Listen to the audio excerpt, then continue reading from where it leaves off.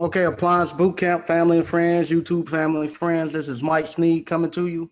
I want to thank everybody for actually joining us. We're gonna give YouTube a few minutes to actually send out the notifications to let everybody know we're here. This weekend, we're gonna have our first webinar where we're gonna go over seal systems. If you haven't already and you already paid for Appliance Bootcamp, just go over to Appliance Bootcamp, the Teachable, to the online, and actually look at the course. Look at the seal system course. A very good course that WWHVAC and myself put together. I think it is very good myself. I think it's very good. I learned a lot from the brazen part and stuff with WWHVAC.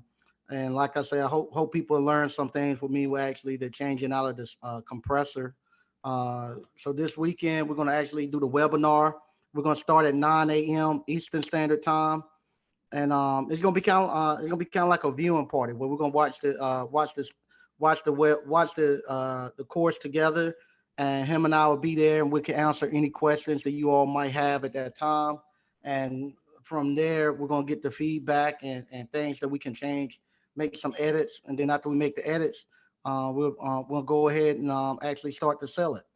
So people who might not necessarily want to take the whole course, but they just want to get the seal system course, they can go out and actually just purchase that seal system course. I think it'd be very well. Like I say, I had to change the compressor here inside the shop, and I used some of the techniques that WHVAC put in there, and I'm fixing a freezer. I'm gonna have a series coming up, a flipping of a freezer, because right now, like I say, I have a ice cream parlor that we're putting together, and I got a old commercial freezer that I have, and I want to get that up and running and kind of clean it up so I can have kind of like the old freezer in there. And I'm recording that as I'm repairing it and kind of refurbishing it.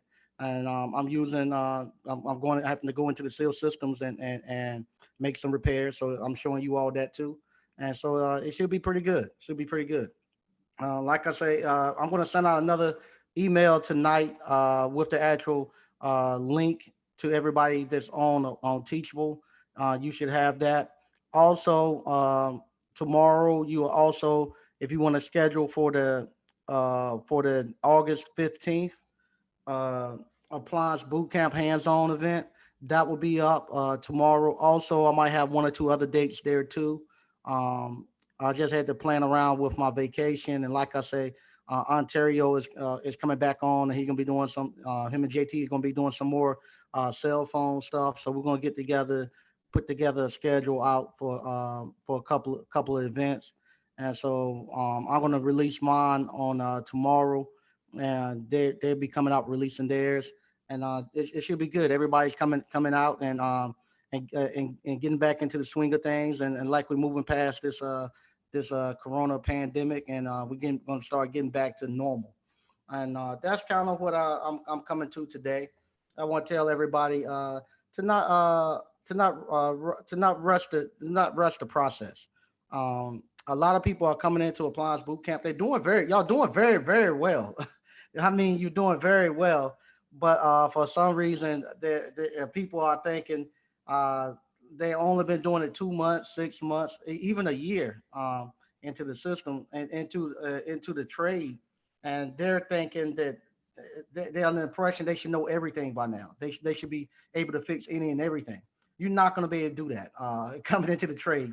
Here it is. Like I said, I've been doing it almost 20 years, and I still run into stuff that I have to actually research and actually put effort behind repairing it.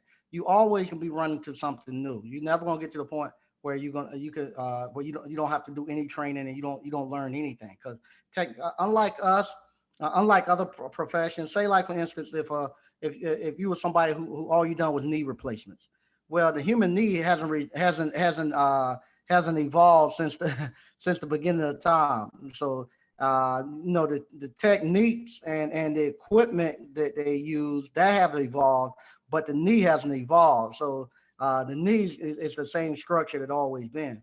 Unlike us, where we got technology, technology evolves every 6 months. Every 6 months, something new is coming out. Like now, they got the Wi-Fi coming out with their appliances. They got the Bluetooth coming out. They can all this stuff, and we have to learn this stuff and be able to repair it. So our fields are always going to be constantly changing. We always going to be on the cusp of new technology. So you have to not be so rushed to think that because you run it, you have 4 or 5 easy calls, and then you get the dog call and you feel discouraged. No, it happens to everybody. It happens to everybody. I had a scenario this past week myself. Uh, I had my delivery crew go pick up a refrigerator. It's about a $4,000 refrigerator. They brought it here to the shop, and I actually fixed it for them. It was actually seal system, but it was in the walls. The actual seal system, they had a leak in the walls, and I could hear it. So I actually had to cut out the back of it, where I assumed the leak was, and I found it, and I actually fixed it, and I put a piece of sheet metal on top of it, and put insulation back on it, and it was working fine. Well, when they get to they taking it back into the customer house, and it's one of these refrigerators that is made to look retro. What they call I think they call it some type of cub or something like that. It's made to look retro like the 1950s. So they take it back into the customer house, and then the way taking it back into the customer house, something happened. Because it wasn't like that when it left the shop, and they saying they don't know what happened, but like it might have got dropped. And what happened at the very right near the actual frame at the very bottom right hand side, it kind of pushed it dented in, and now the doors don't line up anymore. So no, so it happens to all of us. So here it is now. I got this $3,000 refrigerator that I gotta make right on. And my delivery, the guys that I use the delivery and stuff, my subs, you know, they saying they don't know what happened, but evidently it won't like that when they left my shop. It wasn't like that when they left the customer house. But still, because I'm the person who's in charge of subbing everything out and doing, I gotta make it right. So that means that hey, I'm gonna have maybe a $2 or $3,000 refrigerator coming back. So I went to the customer house. I looked at it, and I actually paid the customer. We came to an agreement of what it was worth for them to go out and get a new one. They have had it for maybe 10 years. So no, I didn't have to pay the whole 3 or 4 thousand, but I paid. I ended up paying, I think maybe 1,500. I think I gave her $1,500 with the thing that I might, if they decide that if I gave them $1,500, and they said they're going to buy a new refrigerator. If they buy a new refrigerator, then I get the old one back. And if I get the old one back, I'm going to bring it up here, and I'm just going to put it in my ice cream parlor, and kind of use it for decor. I'll take the hammer and beat it out a little bit. I don't really care that much, but I'm going to beat it out and put it in the ice cream parlor because it works fine, and just kind of use it more for decor and to hold orders, until like if we have like a delivery service for them to come pick up. But yeah, so it happens to all of us, and when that happens, I don't get mad, and I don't hound my guys that much. I let them know that hey, it's an issue, and we need to figure out what's going on with it. But I make plenty of money. I don't made hundreds and hundreds of thousands of dollars off of them. And every now and then you're gonna have some mishaps, especially now with with the way they have to do everything with like the coronaviruses and stuff, and the way they can't go into warehouses, and it's just done threw their system off a little bit, and it just had a mishap. So I don't know if they didn't strap it in good. I don't know if it tilted over inside. I don't know what happened, but it definitely it definitely got dented in, and I had to make it right, and that's what you do when you're the owner. You gotta make it right. You make it right, and the customer don't never, and you make it right with the customer. But I want to tell you all, don't rush the process. A year is very short in the world of business. Uh, it's very very short in the world of business. Let me see if are we still live? Yeah, they showing me I'm still live. Okay. Let's see.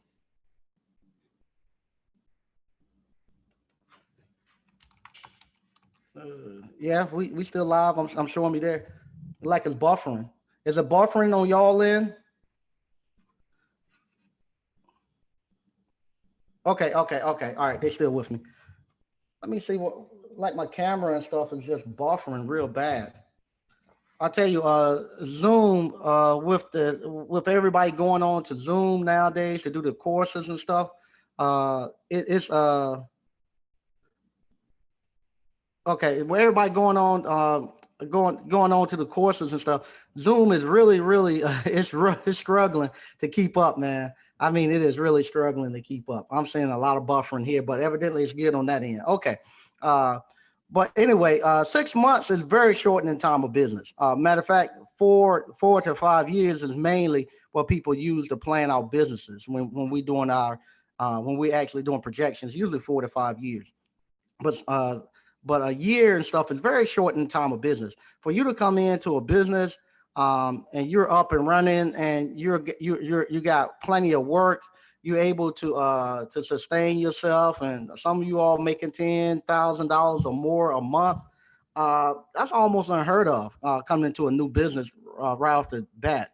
So you don't have to feel like that you got to be rushing yourself to run to do everything. Like this sales system that's coming up, uh, don't feel like if you're not ready to do sales systems, then you ain't got the money to invest yet to buy all the equipment you need for sales system.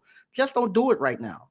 That's something that can be done 2 or 3 years down the road. But those videos and that training will always be there. It's the same regardless. It's not going to change. Don't feel like you gotta be rushing yourself to go out and do sales system. Don't feel like you gotta be rushing yourself to get a bunch of contracts. You don't need a bunch of contracts. All you need is one or two contracts, to keep you stable and keep you moving. Now, if you went out and got some subs, because I teach appliance boot camp as mainly being a one man operation, and that's how it's actually structured. But if you have gone out and you've gotten subs and you got a lot of subcontractors or employees, then with you, you're going to be a little different. Your job now is you know became to where you're actually business owner, where now you got to actually start running the business. You got to go out and start getting customers, and you got to be out marketing and finding leads and finding customers, turning over rocks. That's your full time job, making sure you got enough product, which is customers coming in the door. If you're a one man shop and you just doing it by yourself, it don't take that much to keep you up and moving, up and running. But if you got two or three techs out there, 2 or 3 techs, you gotta have 10, somewhere between 10 calls a day. That's 50 calls a week. Uh, over 200 calls a month that you gotta keep feeding into that channel. So your job now, you gotta be going out and actually marketing and bringing customers in, and it's going to be hard to do that if you're out there in the field repairing stuff. Also, because somebody, if you out there repairing stuff, somebody got to be out there with the wheels. Somebody got to be out there with the wheels turning, getting the actual customers in, because you can't you're not going to be able to have a time where you're going to have maybe 1 or 2 days dip, because if you have 1 or 2 days dips, you got a 1 or 2 day dip on you is a big deal, because you got maybe 2 or 3 people that you got to keep feeding. And there ain't no such thing as don't come in today. Or we ain't got anything for the next 2 or 3 days, because what's going to happen, your techs then are going to actually start to want to move and go find more sustainable work. So your job is to constantly be making sure that the pipeline is filled. And if you got to be able, especially in your first, it's hard to hire people. I'm honest, in your first business cycle, because you don't know the cycle of your company in your area, because there's always going to be when you go through that first year or two, you'll know then, okay, at this certain time of the year, my calls normally drop off. I know normally for me, Memorial Day, the week before, the week of, and the week after Memorial Day, I'm gonna have a slight drop, because everybody then are going on vacation and they're not getting anything done. They're away from home, and then they be coming back. So if I had subs and stuff that I need to keep running during that time, if they're not going on vacation and stuff, I know the week or two leading up to that, or maybe even a month leading up to that, I need to be doing some type of marketing, either doing dry vent cleaning, I need to be going out and maybe doing going out to some maybe property management. Not property man. I don't want no property managers, but going out maybe to maybe I'll go out to a laundromat or something like that.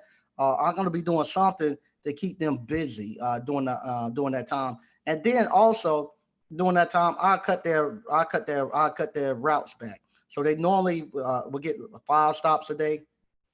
I might would then drop them down to maybe 4 or maybe 3. I keep, and the reason why I do that is because that way I can fill out their whole week, and plus everybody else is on vacation. They're doing stuff. They're in the vacation mode too. So, like my delivery people, they call me today and say, hey, they're not doing any deliveries no more until like Tuesday. They're going on vacation. So yeah, so everybody's like on vacation. So normally I ask them a week or so in advance, hey, are y'all gonna be on vacation? Most of the time they doing something too, so it doesn't matter.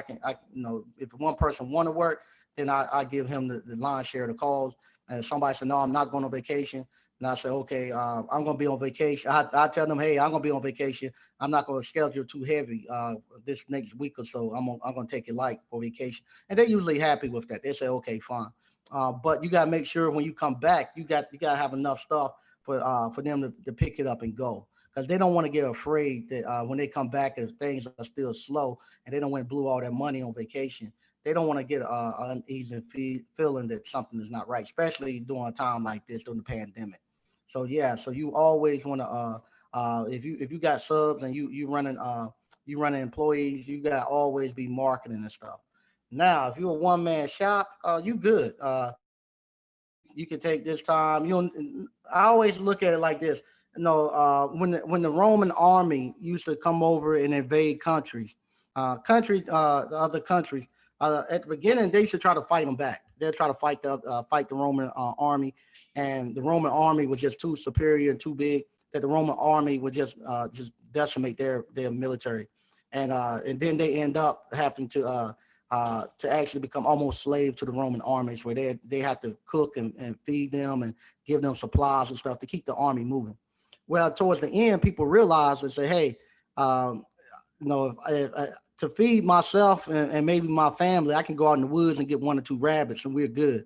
But if they got 50,000 troops sitting here, and it take a whole lot to feed and keep them watered and keep things sanitary for them. So what they would do, when they saw the army coming, they would burn their city down. They'll burn their city down, burn the crops, and they head off in the woods. And when the army get there, they find a town that's been decimated with no supplies. So they had came there thinking they're gonna get supplies to be able to replenish themselves to keep moving.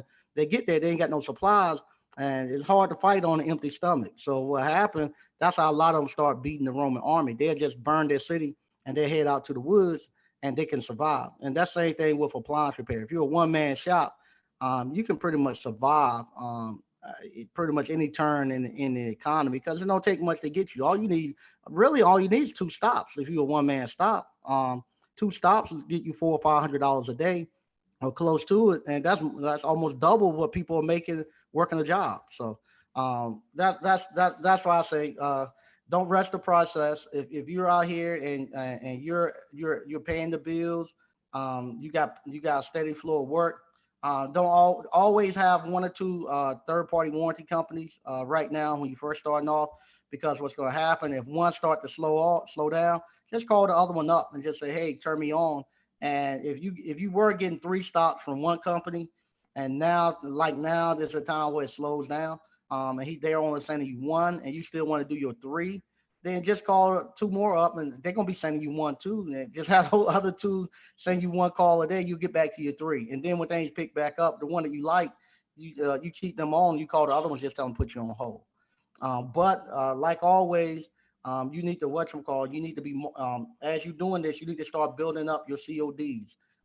In about 6 months of you doing this, you need to start then working on building up your CODs, where you're getting away from the third party warranty companies, where you're going to have somewhere between a 70-30 split or 80-20 split. So that way, if you and the rep have an issue, it won't bother you. If times slow down, it won't bother you. And you pretty much I'll call it untouchable, where you got your own customers, you got your own people who like you, and as long as you treat them right, they're gonna treat you right. And you don't have to be in no major city for to make it work. I'm in a little small town. I think it's less than 20,000 people, and where I live, and I go less than I can go I go to two neighborhoods really, and I can run service calls all day in two neighborhoods, and earn a decent living. Don't even have to get on a major highway. Don't even have to cross over a major highway. I can less than 3 miles. I can go back and forth to two neighborhoods, and that's enough to support my business if I wanted to just run those two neighborhoods. All right. So, like I say, this weekend we're gonna have a seal system course. If you hadn't already purchased the appliance boot camp, you can purchase it. If you got it already, I'm gonna send an email out as soon as I'm done with the live stream, showing you the link so you can be ready Saturday morning at 9 a.m. We're gonna do it. It's gonna be a webinar, and like I said, first time we're doing a webinar. So you know, we're gonna see how it works, and especially with Zoom. I wanted to do it a little earlier on Saturday. We're gonna start at 9. Hopefully, then the traffic on Zoom won't be that hard, and it'll work out okay. I don't know if they're gonna limit us. I think my limit on Zoom might be maybe 300 or maybe 500. I think it is the amount of people I can get on. So I don't think I'm gonna have that many. I don't. But I just know that you want to get there early because they do have a limit. I think it's maybe 500. Somewhere between 3 to 500. I think I have a limit of. So all right, I'm gonna go ahead and I'm gonna read what we got in the chat. And right now, we're actually our ice cream parlor. We're actually been making ice cream for the last 2 weeks, and we actually we make them at night. Make the ice cream different flavors at night. We give them out to family and friends the following day. They test them and they tell us what's good and what's not good. Right now, we got about 8 flavors that everybody said are they say banging. They're good. So we're gonna try to get the 12 to open to open with next month. So I'm gonna get this one out early because, like I said, I got like 3 more flavors of ice cream I gotta go make along with my son, and I want to get home in a decent time. And plus, we got the seal system course coming up this weekend, so I need to make sure everything's still up and good for that also. All right, so I'm gonna read what we got going on in the chat. Sam, I am. Hey, how you doing? Mario Gibson. Hey, how you doing? Girly Girl Appliance. Hey, now Dr. Funk. Okay, what's up? BK for the Rockin'. Just now finishing up watching the seal system course as we speak. Okay, hey, now Dr. Funk. Great course. You and the HVAC did good, man. It's great, and I learned a lot. Okay, thanks. Yeah, Untamed can't go. Hello, folks. Apart from Girly Girl, there you go. Kevin Roberts. Hey, how you doing? All right. Derek Brown. Hey, how you doing? Does a Shurion does background checks? I don't know. I've never done any work for Shurion. Maybe somebody in the chat has, but I've never done any work with them. Crew City, what's up? Derek Brown, been waiting for like 2 months for them to go back with me. Okay, to get back with me. Okay, all right, yeah. I don't know. I've never done any work with a Shurion. Hey, D Brown, Donnie Madden. Hey, how you doing? Picture Man 63. Would a link be sent via email or Teachable? It's coming through Teachable. The Teachable, if the email that you have that you log into Teachable, that's why I send everything through.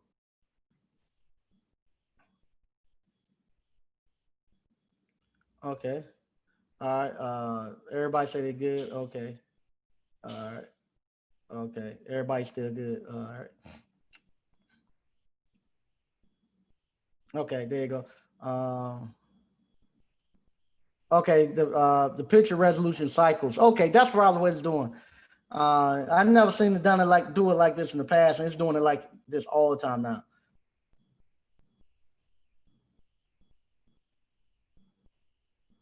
Okay, all right, there you go. All right, they're saying it's clear. Okay, good lord. Okay, let's see what we got here. All right, Bernard Barrett. How lucrative is the appliance delivery? Appliance delivery it's money, but with that you're gonna have to have a crew. You can't do that by yourself. You're gonna have to have at least 2 people, and you're gonna have a box truck. You can't do that. Appliance repair, you can do that out of your personal car. If you're gonna do appliance delivery, you're gonna have a box truck, and you're gonna have to have a strong back. It's not for the it's not no, it's not gonna be for something somebody. It's a young man's job, to be honest with you, appliance delivery, because you're gonna be doing refrigerators and Lord, man, yeah, appliance delivery. No, you can make money at it. We've done it now almost 20 years, but I sub it out. I sub it out to some guys that I helped start in business, and they've been doing mine for maybe 6 or 7 years now since they've been in business. Yeah, it's what you call it's money in it, but it's gonna cost more to get it in. You're gonna need at least two people, and you're gonna need a box truck with a lift gate. You're gonna need a lift gate too, because you ain't gonna be lifting appliances in and out the back of no truck all day. You need a lift gate on it. All right, Mike Charles, what's up, Appliance? ABC fan. Okay, Oxford. Is it advisable to use subs for third-party warranty calls, or just for you can use it for third-party warranty calls? I do it. That's what Roto-Rooter does. They use subs. They'll tell you they don't want you using subs, but they're using subs. But the thing of it is why they don't want you to use subs, because a lot of times, just like this incident we just had, where the refrigerator got dinged up. A lot of times when people use subs, they would say, "Well, that won't mean that was a sub. You need to go. You need to go talk to the sub and get that straight." So they don't want that to happen. If you stand behind it, like me, I stand behind it. So if the sub mess up, I don't let the customer know that. I go there and I take care of it and I fix it and make it right with the customer, and then I make it right between myself and the sub later. So that's the problem. The problem is a lot of times when they use a sub, people want to step and put this and say, "Hey, I want to dodge blame and say, hey, it won't me. You need to go after the sub." I don't do that. I go there and I make it right.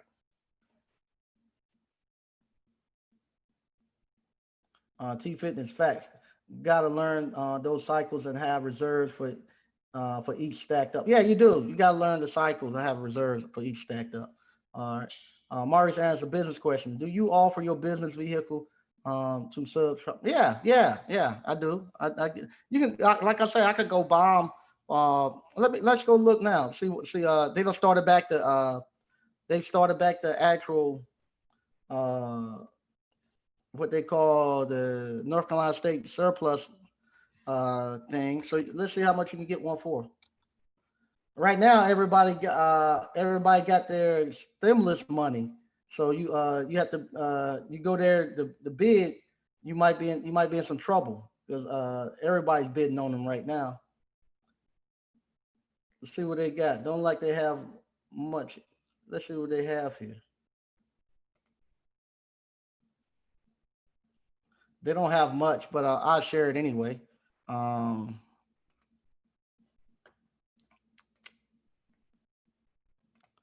they had a big sale last week. Slick was actually looking for a van last week. He was there bidding on one. But this one right here, that's a 26 Dodge truck. I don't see the van. I like the old Dodge Caravans, the older style body before this one. I don't see it on here. They got some bunch of Dodge Chargers on here going for going for sale. But this is where I get my most of my vehicles from. I don't see any vans going on, so there's not much on there. Last week was the first week coming back, and they had a bunch of vehicles on there. And like I say, I don't see anything on there this week.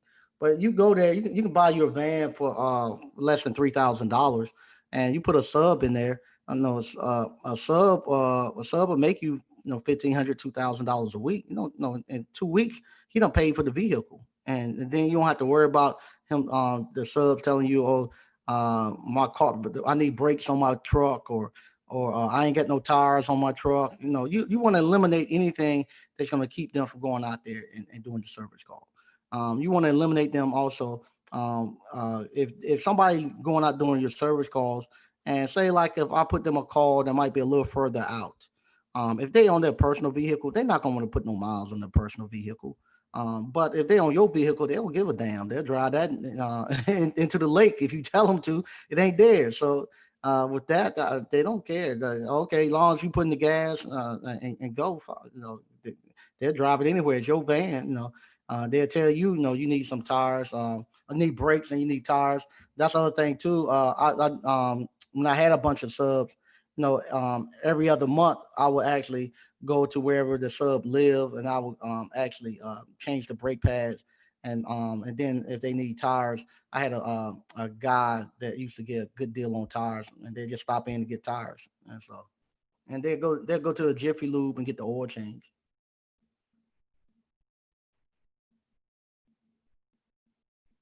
All right. Okay, we got Marvin Baskin. Hey, okay. Let's see. Uh,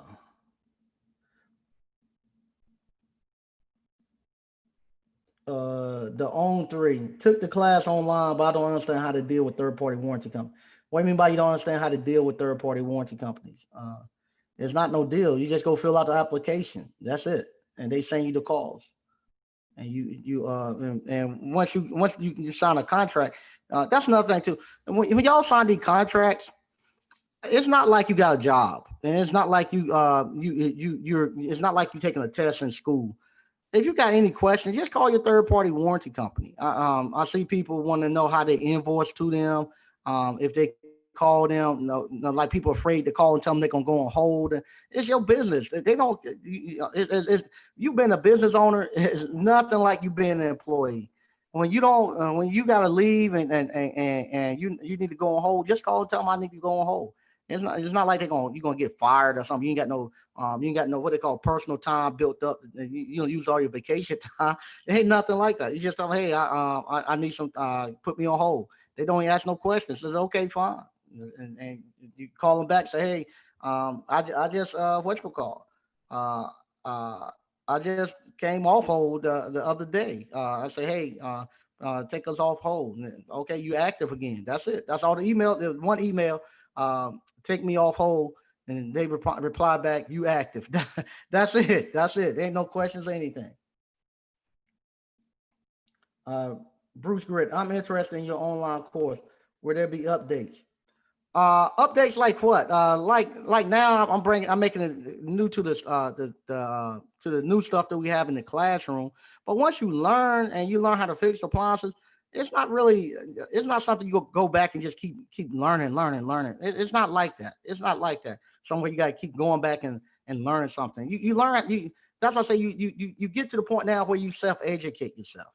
You go to the trade shows and the conferences that learn the newest and greatest appliances coming out. You go there. You start going to the ASTEs and stuff like that, and there the manufacturers are having new stuff coming out. They teach you about the new stuff coming out. But am I going to constantly keep going out bringing all new appliances and teaching you how to fix them? No, you can't do that. Once you come here, you learn the trade. This just to give you the confidence to get you up and running. You go out there, you learn the trade. Once you learn the trade, you need to get into our trade organization. You need to join USA, PSA, or MSA, one of those, and actually then start going to the conferences and stuff and get involved. You can't just set up. You ain't gonna be able to just sit on the sideline and not get involved in this. You're gonna have to get involved and actually keep sharpening your skills.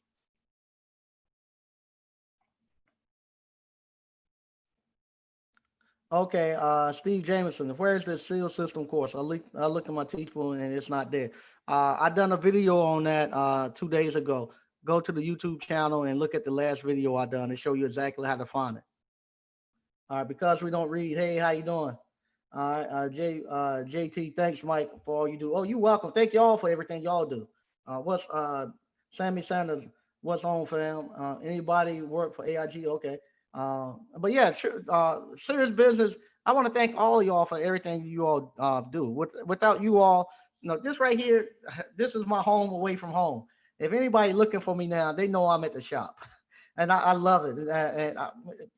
And without you all, I wouldn't have had this. I would not have had this. I love it out here. I love coming out here in the morning and just as they say, tinker around. I tinker around, and I like the fact that I'm able to actually put together the new business next door, the ice cream parlor. I'm doing that with my son and my daughter, and my sister-in-law now is getting involved to be able to show them how to build something up from scratch from there. Now where they're a little older and they can get more involved into it. They didn't get to see. They saw the other stuff I've done, but they never really got. They weren't really involved to the point where they are now, where they actually are helping me put it together.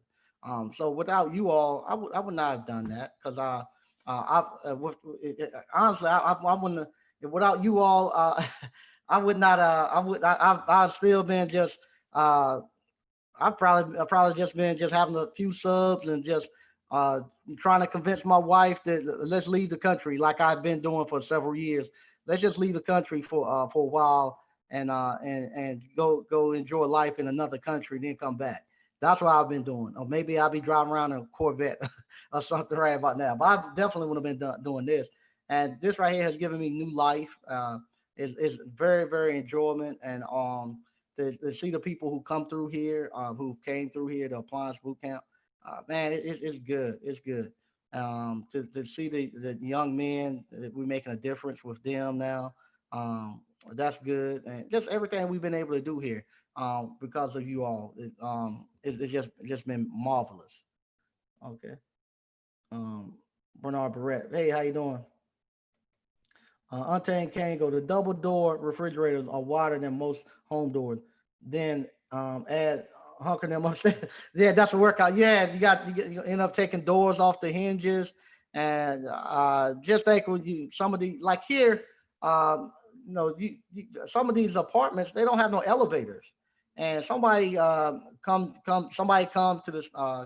You get a contractor come in, and they buy appliances for they got 3 stories of apartments, and you got to take the refrigerator, the range, the microwave, the dishwasher.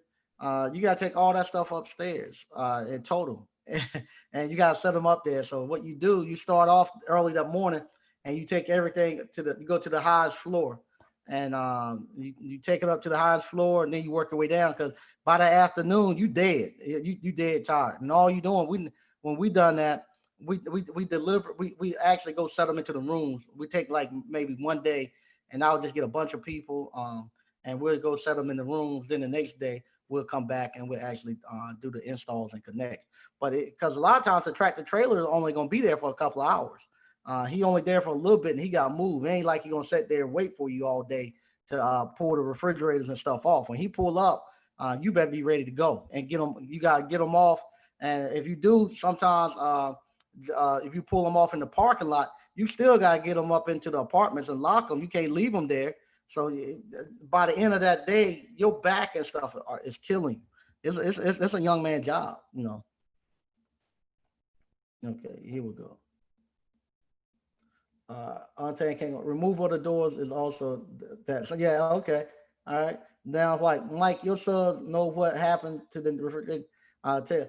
I don't know. My subs, they actually now have subs, and they're going through a place where they're bringing in new people, training them. So something's happened. We'll make it right. We'll make it right. The first thing to do is just make sure the customer's happy. Now the customer's happy. Then when they get back off of vacation, we'll make it right.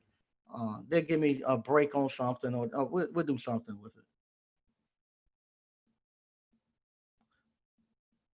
Donald White, I got cut out. I got cut off. Tell your sub you had a hidden camera in the truck, and you already know, and see what they say. Yeah, you're gonna find out once you get into business and stuff like that. Business owners, we don't gripe that much about stuff like that. Especially if you do business with them a lot, you just say, "Hey, okay, I owe you. I catch you up," or most of the time they'll make it right. We're gonna make it right because we want to keep doing business with each other. Um, it, it, Business owners, we do things a little different than ordinarily people would do. But people try to skate. Nobody try to skate. Right now, they don't know what. Truly, I don't know because I don't see any paint and stuff chipped off of it. I don't know what happened. I don't know. I don't know. I just don't know. Mm, I don't know. I don't know. Maybe they took it off because because they had this thing wrapped around it, this extra cabinet wrapped around it. I don't think maybe they didn't let the lift gate all the way down on it, or and they took it. They tried to maybe slide it off. I don't know. I don't know what happened, but it looked like it got compressed, and they didn't set nothing on top of it because the top is not. So I don't know, and we probably never really figured it out. But they'll make sure that their subs are more careful, and we'll make it right some way between us. Mario Gibson, Reginald Terry. Hey, Mike and ABC fam. On my last call of the night, Kenmore Elite Fridge icing up. Okay, man, y'all be working some late out. I'm gonna tell you that too. Hey, at 5 o'clock, I knock off. You guys that want to run to 9, 10 o'clock at night, especially on Saturday and Sundays, I can't answer the phone no 9, 10 o'clock at night anymore. Honestly, I can't. And some of them at 11 and 12. You know, hey, I'm in the bed sleep and the phone ringing and whatnot. Nah, I'm not. You gotta do it at a decent. Y'all gonna have to cut it off and do it at a decent time, or wait till the next day because you guys y'all working 24 hours nonstop. Okay. Mario Gibson. That's why everyone's trying to get out those good jobs, Mike. Have to ask for time off is a no go. Okay. Yeah. See, it's been so long since I even asked for time off. Matter of fact, I was mad at my wife because I wanted to put my schedule out, and I got ready to put my schedule out, and she was like, "Well, we're going on vacation." I was like, "Well, what day you want to go? Tell me, and I'll block my schedule out." And she was like, I can't tell you right now. I was like, why? Let's just figure out. Well, I need to go. I need to go to work and find out what days what days people have already taken off, and I can see what days I can take off. And that made me mad. I was like, why you got to go there and ask them when you go on vacation? We pick a day, and that's the day we go. But she loves her job. She honestly does. She loves her job, and so that's one of the things I have to learn to live with. But that pissed me off. You know, here I am. I'm trying to put my schedule together, and she's telling me, "Well, wait till I go back to work because she was off for Memorial Day. Wait till I go back to work and I can go look and see what day I can actually take off." And that pissed me off. But something for her, she loves it. She like I say, she's one of the people that loves her job, and I tell her the reason why she loves her job is because she don't have to go to her job. It was one thing. Is when you don't have to do something, that's one thing. But like I tell her, I say, hey, if I was to pull the foundation from up under this family, and you had to go to that job, and you depended on that job to pay your insurance, to pay your car note, to pay your mortgage, pay your health insurance and stuff, you'll learn to hate that job. You'll curse that job then because you work a whole I guess pay period and your whole paycheck gone. You'll hate that job. You'll curse it then. But now when you go to work and you don't have to go and you get paid and you can do what you want to with your paycheck and stuff, yeah, you like it then. Then it's more so. I just feel like I say, some of these people around here, they some of the wives, they start these little programs where I call it doing missionary work, where they go to the low income communities and they try to give back and do stuff there, mainly missionary work and whatnot, and they so into it and they love it because they ain't got to live there and deal with it. They can go there 1 or 2 days out the week and do some program and then leave and go back to their nice neighborhood. They ain't got to sleep in there all day long. They ain't got to be there all week. They don't have to deal with the repercussions that living in that bad neighborhood is. So with that, I tell them that they're doing missionary work. They're not preparing those kids because what happened if they don't believe they don't they can tell me all they want to, but I know they don't think those kids are ever going to get to a point where they're going to compete and be able to actually rule the world one day. And that's not they know it. They all we're doing. It's just we're gonna give them some books to read, and we'll give them some old train sets and give them some old stuff that our kids and everybody else don't want. We'll hand it down to them, and they can play with that stuff. But they ain't saying, "Hey, we're gonna bring some people in here and show them how to actually do computer code, how to write C code, how to do Visual Basic." They're not doing that. They're not saying, "Hey," and instead of us taking them to the library and letting them read some Tom Sawyer book, they not saying, "Hey, can we bring them up here and you keep them for a week and you teach them something?" Nah, because they don't think that they're going to be able to compete. They're just doing missionary work, and that's why I tell my wife, "You doing missionary work. You're not going there trying to learn what they're doing there, then coming out and trying to compete against them. You just going down there because it's social to you to go to work and just have a good time. You ain't coming out trying to compete.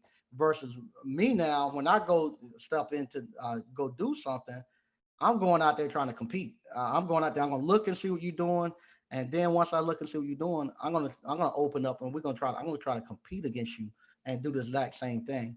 And that's the difference between me going to work someplace and her going to work someplace and a lot of other people going to work someplace. Just going there just to pay the bills and do something sociable. And they don't have no intentions at all of actually learning how the actual business work and where the money is made in the business, and then cutting out a portion of that business for themselves and actually competing against their company. They don't have any intentions on doing that at all.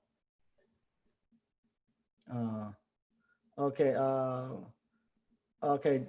The on three. One company I went to sign up on their website, and they said they would give me a example problem to diagnose, so I didn't want to look stupid if they gave me an interview. You didn't get no interview.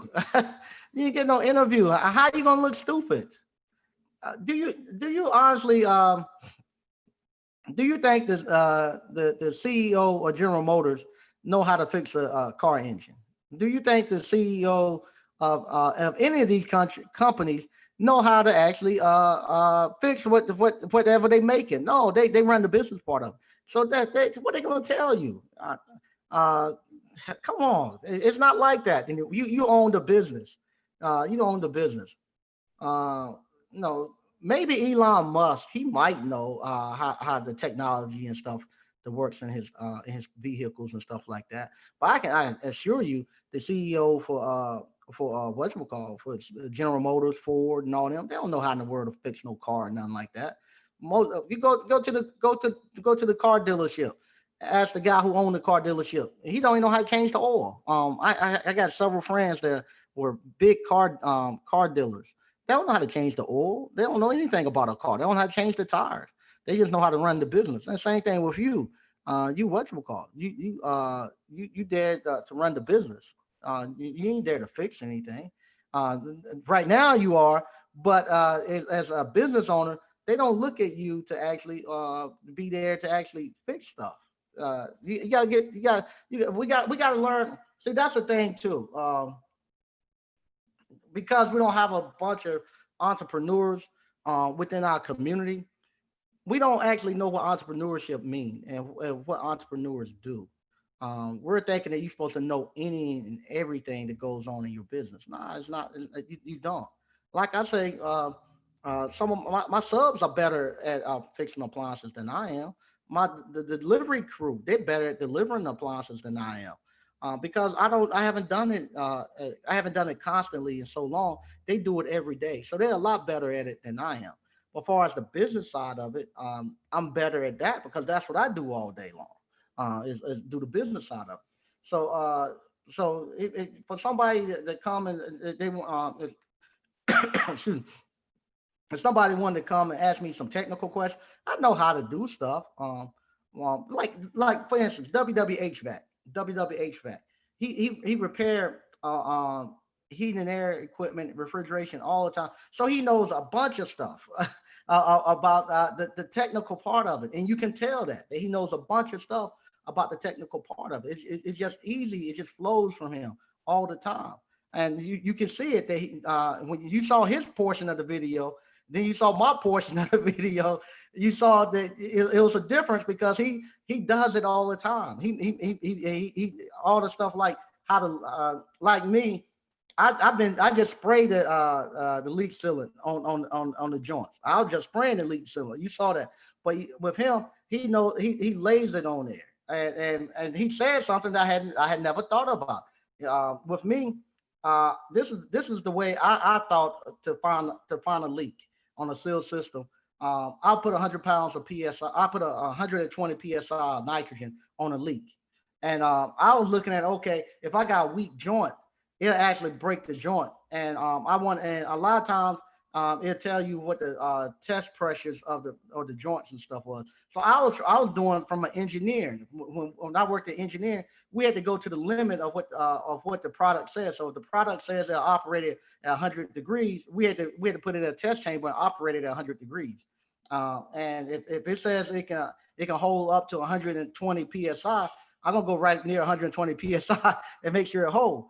But what he said made a lot of sense. He said you don't put a whole lot of nitrogen in the system to catch the leak, because it's kind of like when you have a straw with bubbles, and if you blow real hard and if you have a straw and you put it in a drink and you blow real hard into the straw, it's hard to get a bubbles. You get just maybe one big bubble, but you don't get a lot.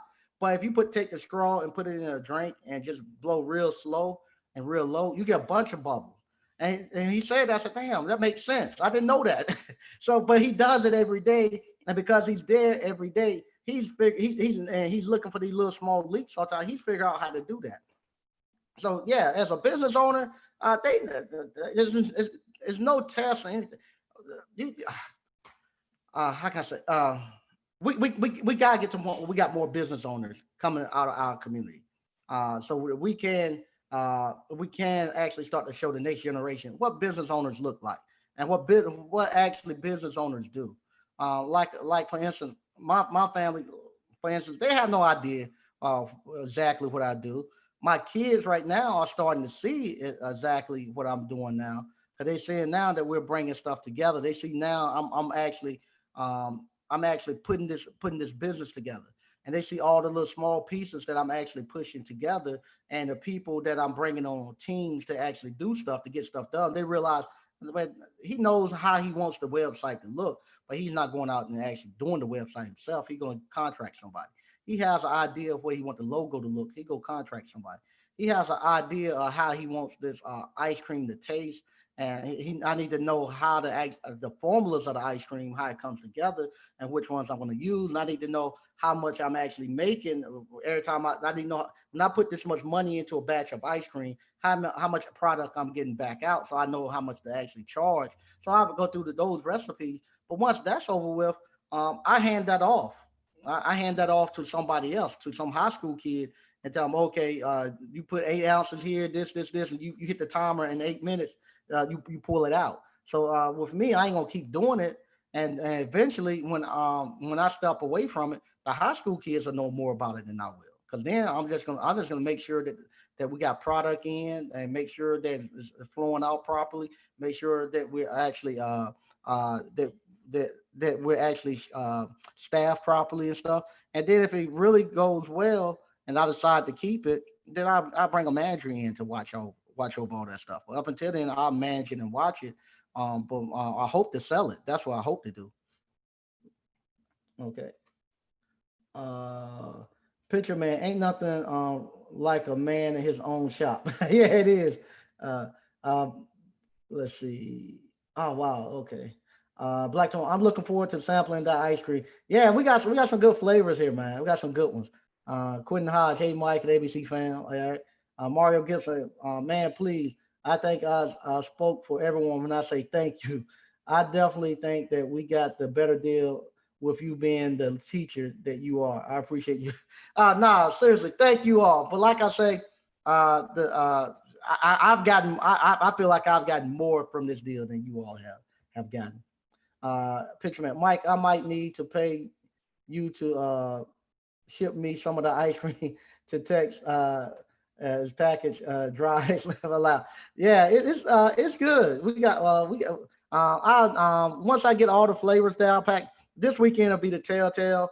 We're making a bunch of them because my product, I gotta make it because it only got the actual mix. It only got a certain lot. We got to make it within 2 weeks. So if I wait till after Saturday, our mix be expired.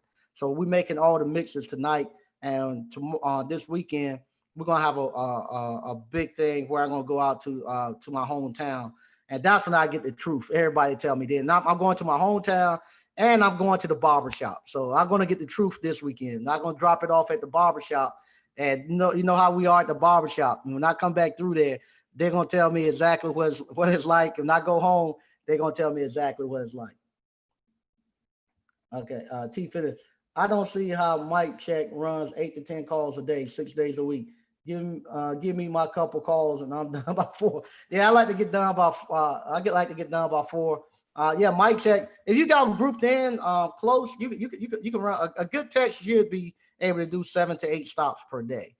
With me, after about 5 stops, my body, I don't condition my mind. 5 stops all I'm gonna do.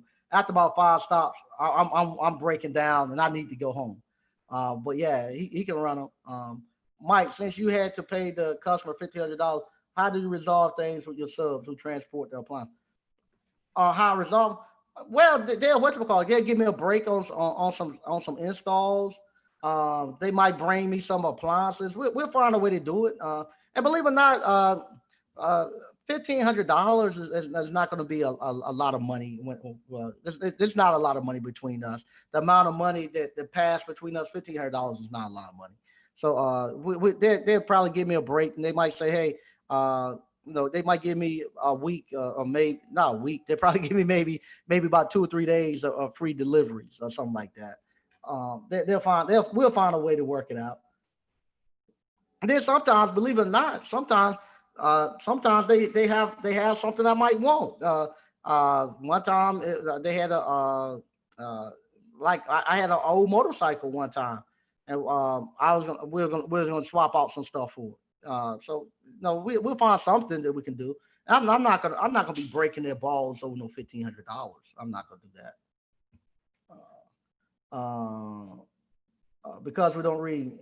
Go and hit a million and find your balls, Uncle Mike. All right, Donnie Madden. Okay, fam, I gotta go study. Okay, there you go. I'm gonna read a couple more. Then we're getting out. Hey, Maurice Anderson, we still have a slave mindset. We are waiting on permission. Okay, yeah, Maurice, and like I said, be safe out there. Maurice is out there in Minneapolis, and he runs his business out there. So be safe out there, man. Um, yeah, slavery. I keep telling people slavery done a job on us. Where it done a job on us, and I still haven't figured that out. I still ain't figured that out. I still ain't figured that out. Why?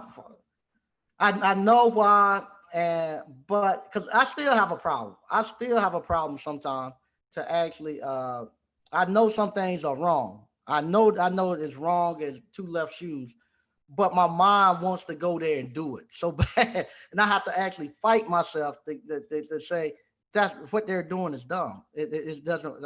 I shouldn't say dumb. What they're doing is not gonna yield any results. But we constantly go out there every time. We constantly go out there every time. We constantly go out there every time. Do the same thing. Like this right here. This is not to get no political or anything like that with this. With what's going on. It's terrible what they done to the guy out there in Minneapolis. But if anything, if we would have learned anything by now, uh, if you're going to go out and protest, and in 2020, you know, from everything you saw from the 60s to what you saw last night and whatnot. Why on earth would you go out there with your cell phone and a picket sign? You guys show up like they showed up at the Capitol building. You better go get you a full body riot shield. A riot shield you can buy it for $40. Keep them from busting your skin open with those paint balls or whatever they shooting on you. They just saying they're just picking you off and hitting you and keep them from spraying mace and stuff in your face. Go get you a full body shield and get you something and say, hey, we're gonna have a sensible conversation. You don't see them when they came to Charlottesville and when they came up to the Capitol buildings.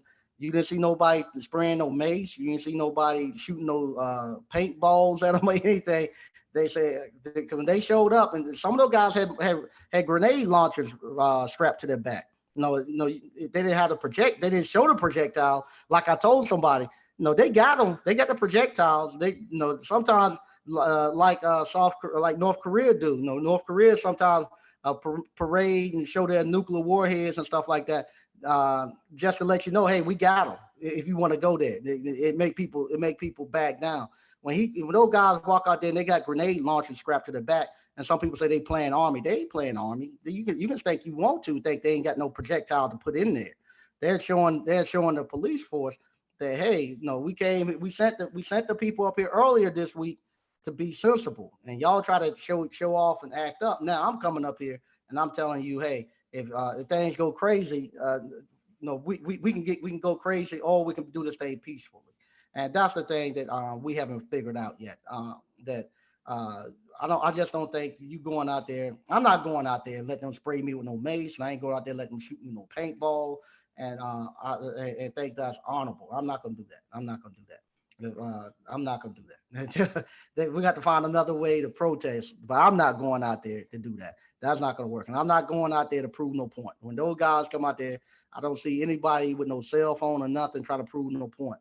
I learned that early on in life. What you call? First time, I think the first fight I really got into, I'm going to fight to prove that I won't scared. And I found out you don't fight nobody trying to prove a point. You fight when you go fight, you go try to fuck somebody up. So I found out quick. I was trying to prove a point, and he was out to fuck me up, and I got fucked up. And I said, nah. From now on, if we're gonna go that way, I ain't trying to prove no point. Somebody gonna get hurt, and I ain't out to prove no point no more. The point done been proved. Somebody gonna get hurt. That's what I figured out a long time ago. Don't go out there trying to prove no point. You go out there trying to hurt somebody. And then after that, whoever comes out on top, we can then make some. They make the laws then, or we can talk sensibly. We'll leave each other around. So, but I'll leave that alone. All right, I'm gonna read a couple of more. Then I'm gonna get out of here before YouTube shut me down for talking about it. All right. Let's see. Man, I can't go back see. Maybe they already gonna shut me down.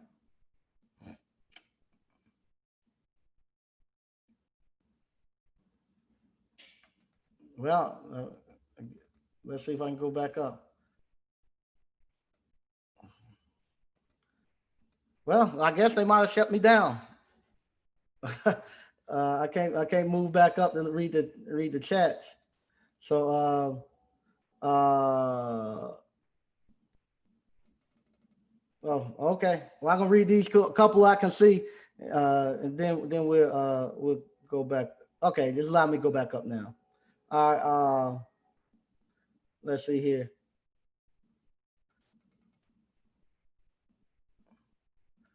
Like I said, this Zoom is just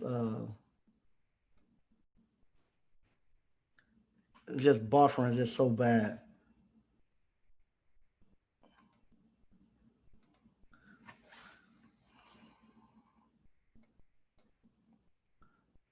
Okay, I'm gonna read these, then we'll get out. To run calls, what is a good mile radius for your home to start with? Start with, you want to do surrounding counties and stuff. I say maybe a 40-50 mile radius that you want to do starting off, and then as you start to find out what's your where the hot spots is in the communities you want to be in, then you can just start eliminating those communities. And as you start to get more and more service calls, you can actually start to then shrink your actual service area, bring it in closer and closer.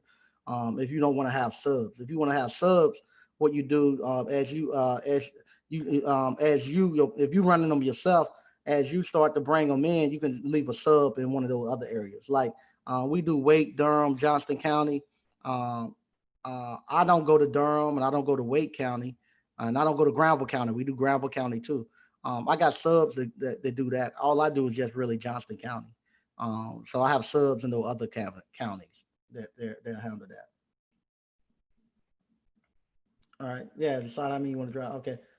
What's up, fam? Just finished a cooktop with a down draw 505, 255 from AHS and 250 from the customer. There you go. Way to go, man. All right, engineering appliance repair. Hello, Mike.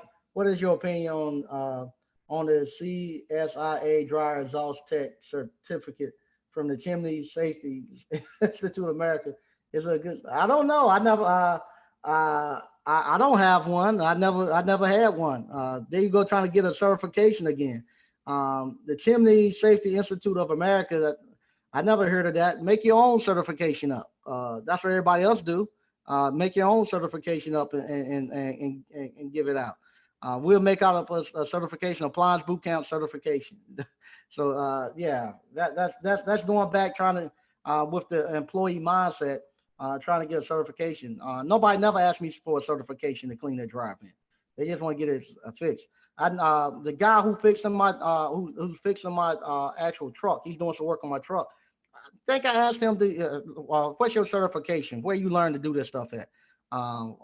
Where you go to school? Where you got a degree at? No, what I done. He showed me some pictures and showed me some. I went and looked at some of the work he done. I said, okay, you good with me? Your work speak for itself. I see. Hey, I saw what you done to that Jeep, and I saw what you done to the other power wagon. Hey, you know what you're doing. And then when he came to look at my wagon, he looks and he tells me all the stuff what to do with it. He knows it. So hey, you don't need no certification. You know what you're doing. Okay. Hey man, my they got me buffering just too bad right now. So I'm gonna go ahead and call it a day. I can't move in and out the chats. Like I said, you'll get an email tonight with the actual link to the actual seal system course. We're gonna be the webinar that we're gonna be doing on Saturday. We're gonna start at 9 a.m. Saturday morning. You need to be there because I don't know how long. With Zoom, they're a little funny. I don't know how many people they're gonna allow us to let in there. Um, so be mindful of that. Excuse me. If you have any questions and stuff, WWHVAC and myself will be in there to answer any questions. And we're gonna watch the actual course together. Once again, thank everybody for tuning in. Also, I'll send I'm gonna actually post tomorrow some dates for the actual hands-on live event. If you want to go there and actually sign up for the hands-on live event, and sometime after August, we're gonna go back and we're gonna. I'm still waiting on the governor to actually open up the actual state. Once they open up the state, then I can actually set the date for the actual celebration. It's supposed to be coming up this in 2 weeks from now, but because we still not open, I can't do that. So once they open up the state, we'll set the date for our actual celebration, and I'll let everybody know.